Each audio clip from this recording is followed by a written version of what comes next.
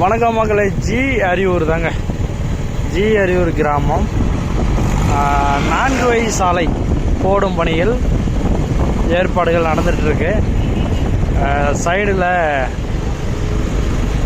இருக்கும் நெடுஞ்சாலைத்துறை ஆக்கிரமிப்புலாம் அகற்றி வந்து கொண்டு இருக்கிறாங்க.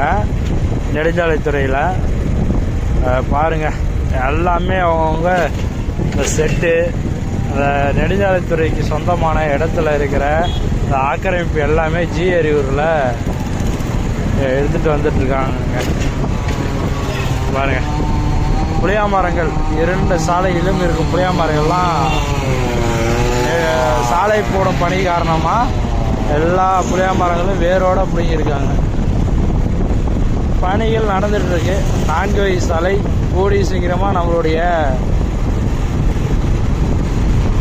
ஜி அரியூர் டு திருக்கோளூர் செல்லும் சாலையில் நீங்கள் பார்க்கலாங்க.